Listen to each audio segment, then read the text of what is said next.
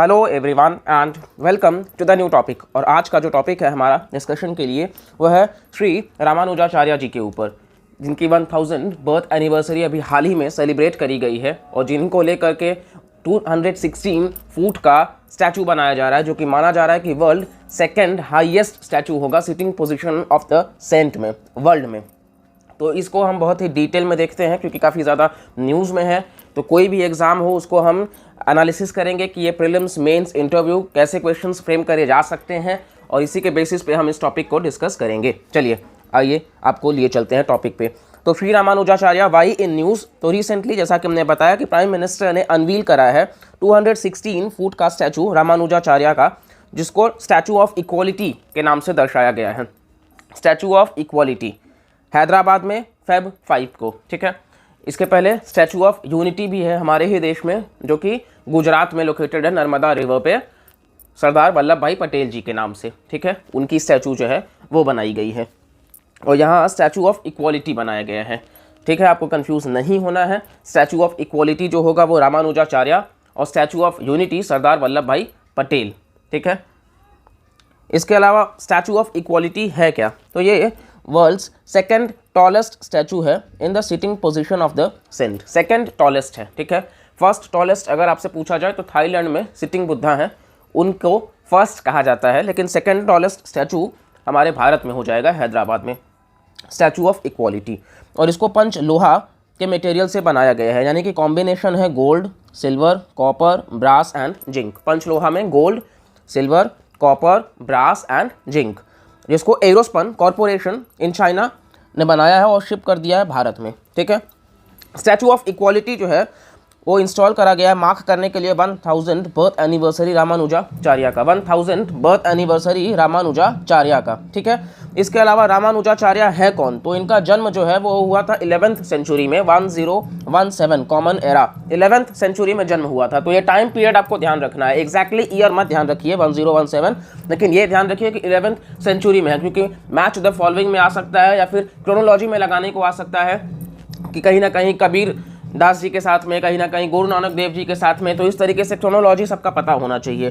तो श्री रामानुजाचार्य जो है वो 11th सेंचुरी के फिलोसोफर हैं। श्री पेरुम्बुदुर इंडिया में लोकेटेड है, वहाँ पे रामानुजाचार्य जो है उनका जन्म होता है और उनको वर्ल्ड वाइड माना जाता है वैदिक फिलोसोफर, सोशल रिफॉर्मर और one of the most important exponents हैं वैष्णवा ट्रेडिशन के। तो किसको बिलोंग करते हैं, वैष्णवाइट्स को बिलोंग करते हैं, ये भी ध्यान रखना है। प्रीलिम्स में स्टेटमेंट बेस्ड में आ जाता है शैवाइट्स को, तो शैवाइट्स नहीं होगा, वैष्णवाइट्स होगा। वैष्णवा ट्रेडिशन को बिलोंग करते हैं। सोशल रिफॉर्मर है, कहीं ना कहीं बहुत बड़े रिफॉर्मर माने जाते हैं, क्योंकि जो भी इनजस्टिसेस हुआ करता था अनटचेबल्स के साथ में, उसको लेकर के ये उसका विरोध करते थे, उसके समर्थन में ये नहीं थे। और साथ ही साथ ये कहीं ना कहीं ये मानते थे कि हमें इगैलिटेरियन सोच रखना चाहिए, इंट्रिंसिक होना चाहिए, सभी को एक साथ लेकर के हमें रहना चाहिए। इवन अनटचेबल्स को जो टेम्पल एंट्री नहीं दी जाती थी उसके भी खिलाफ थे ये, कि कहीं ना कहीं सबको बराबर का अधिकार मिलना चाहिए। ऐसा नहीं है कि ब्राह्मण्स को ही सिर्फ एलिट मान करके चला जाए, नहीं, सब कहीं ना कहीं एक बराबर होने चाहिए, एक समान होने चाहिए, इक्वालिटी की बात आप कह सकते हो।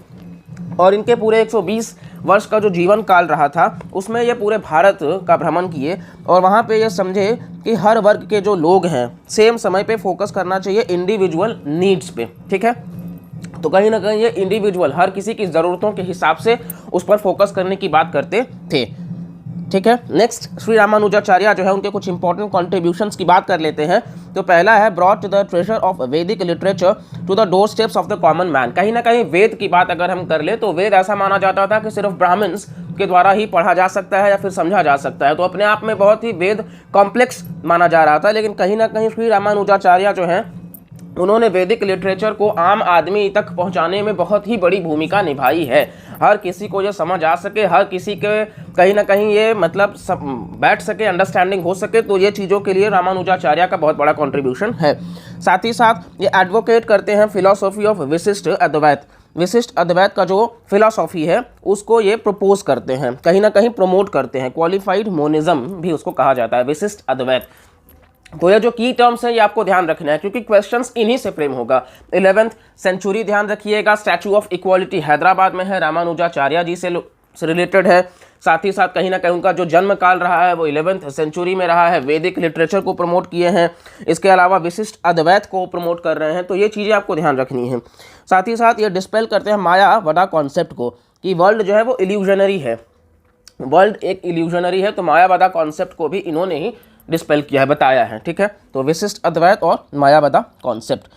और रामानुजाचार्य जी के बारे में देख लेते हैं। तो ये जो है वो भक्ति मूवमेंट से बिलोंग करते हैं और इनका जो सोर्स है वो सभी बाकी भक्ति स्कूल्स ऑफ थॉट से जुड़ा हुआ है। ये एक इंस्पिरेशन है बाकी सारे पोएट्स के लिए, जैसे कि कबीर, मीराबाई, अन्नामाचार्य, भक्ता, रामदास, त्यागराज और बाकी सारे लोगों के लिए।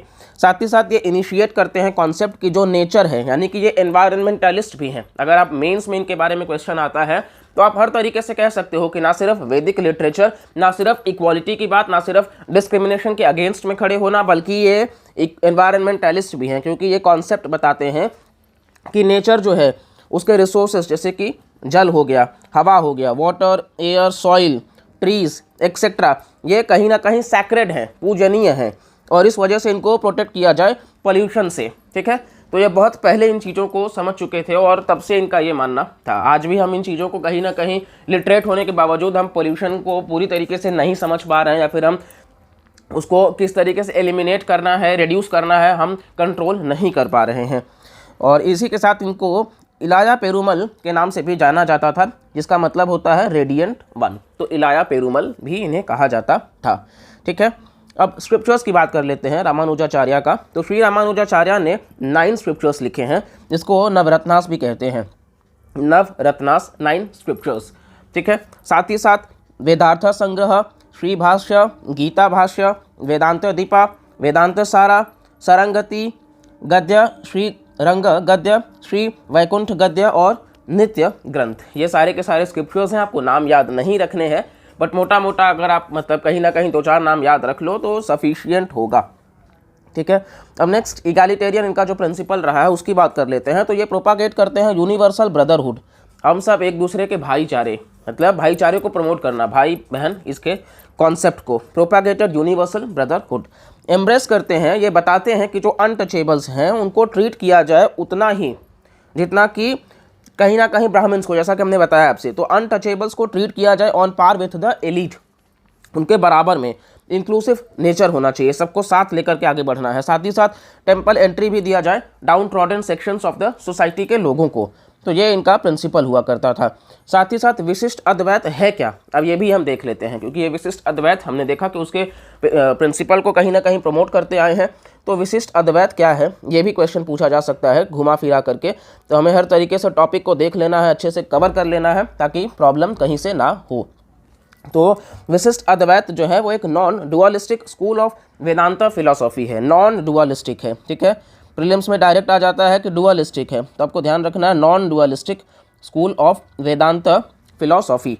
और ये जो नॉन डुअलिज्म है क्वालिफाइड होल का, जहाँ पे ब्राह्मण अलोन एग्जिस्ट तो करते हैं लेकिन माना जाता है मल्टीप्लिसिटी में। ठीक है, यानी कि ये जो स्कूल ऑफ वेदांता फिलॉसफी है वो विश्वास करता है डाइवर्सिटी में, सबस्यूमिंग टू एन अंडरलाइंग यूनिटी, यानी कि डाइवर्सिटी भी होना चाहिए, साथ ही साथ यूनिटी भी होना चाहिए। और ये non dualistic school of Vedanta philosophy है, विशिष्ट अद्वैत। ठीक है, स्टैचू ऑफ इक्वालिटी के बारे में हमने देख लिया, रामानुजाचार्य जी के स्टैचू से जुड़ा हुआ है, जो कि हैदराबाद यानी कि तेलंगाना, स्टेट भी ध्यान रखिएगा, हैदराबाद तेलंगाना का है कैपिटल, ना कि आंध्र प्रदेश का, क्योंकि जब विभाजन हुआ है तो अब उसके बाद से ये तेलंगाना में शिफ्ट हो चुका है। आंध्र प्रदेश का कैपिटल अमरावती है और 25th हाई कोर्ट देश का वहीं पे बनाया गया है। साथ ही साथ फेस्टिवल ऑफ इक्वालिटी को मार्क करने के लिए, 1000 बर्थ एनिवर्सरी को मार्क करने के लिए, और हमारा जो वासुदैव कुटुंबकम का जो फिलॉसफी है, आप इसको मेंस में लिख सकते हो, वासुदैव कुटुंबकम, तो उसको दर्शाने के लिए। साथ ही साथ हमने देख लिया कि ये स्टैचू जो है वो 216 फीट का होगा, पंच लोहा से बनाया गया, यानी कि 5 मेटल्स का combination, gold, silver, copper, brass और जिंक। साथ ही यह टॉलेस्ट मेटालिक स्टैचूज में से एक होगा, सेकंड हमने देख ही लिया है। और इसके अलावा कहीं ना कहीं बिल्डिंग जो है उसको भद्र वेदी के नाम से जाना जाता है, यानी कि वैदिक डिजिटल लाइब्रेरी को प्रमोट करना। और इसके अलावा रामानुजाचार्य 11th सेंचुरी में इनका जन्म तमिलनाडु में होता है, ये आपको ध्यान रखना है। और ये वैदिक फिलोसोफर और सोशल रिफॉर्मर माने जाते हैं, और कहीं ना कहीं को इलाया पेरुमल के नाम से भी जाना जाता है। इक्वालिटी को प्रमोट करते आए हैं, सोशल जस्टिस को प्रमोट करते आए हैं, भक्ति मूवमेंट को रिवाइव किए हैं, कहीं ना कहीं विशिष्ट अद्वैत जो सब स्कूल है वेदांता का, उसको प्रमोट किए हैं। साथ ही साथ कहीं ना कहीं ये ब्राह्मण अलोन की बात नहीं करते थे, सबको साथ लेकर के चलने की बात करते थे। 9 स्क्रिप्चर्स लिखे थे जिसको नवरत्नास भी कहते हैं। और इसके अलावा कहीं ना कहीं मतलब इनका जो नीड था वो ये था कि नेचर को भी हमें साथ लेकर के चलना है, ऐसा नहीं है कि ओवर एक्सप्लॉयटेशन हम करते जा रहे हैं। तो ये आपको ध्यान रखना है। और साथ ही साथ रामानुजा जो है वो सोशल इक्वालिटी की जब बात करते हैं तो उसमें ऐसा नहीं कि किसी कास्ट के लिए कम या ज़्यादा का, सबको समान रख करके बात करना, किसी को डिप्राइव नहीं करना है। वो ऐसा कहते थे कि हम सभी जो हैं वो यूनिवर्स के जो हैं सदस्य, वो सब एक परिवार के सदस्य जैसे ही हैं। और कहीं ना कहीं भारत जो है वो काफ़ी दशकों से सोशल इक्वालिटी और यूनिवर्सल ब्रदरहुड की बात करता आया है। तो ये सारी बातें जो हैं वो आप रामानुजाचार्य जी से मतलब समझ सकते हो। तो जेंडर हो, कास्ट हो, सेक्स हो, क्रीड हो, डजेंट मैटर, वो हर तरीके से सोशल, कल्चरल, एजुकेशनल, इकोनॉमिक, इन सभी डिस्क्रिमिनेशन के खिलाफ हुआ करते थे और हर ह्यूमन उनके लिए इक्वल हुआ करता है। तो ये पॉइंट्स आप ध्यान रखिएगा इनसे जुड़ा हुआ। तो यहाँ पे हमारा जो डिस्कशन है इस टॉपिक का, हम यहीं पे इसको एंड करते हैं। अगर आपको वीडियो पसंद आया है तो लाइक करिएगा, चैनल को सब्सक्राइब करिएगा, कमेंट करके हमें पॉजिटिव फीडबैक्स बिल्कुल दीजिएगा, ज़्यादा से ज़्यादा लोगों तक शेयर करिएगा। हम ऐसे ही अपकमिंग कंटेंट के साथ आपसे मिलते रहते हैं। तब तक के लिए धन्यवाद।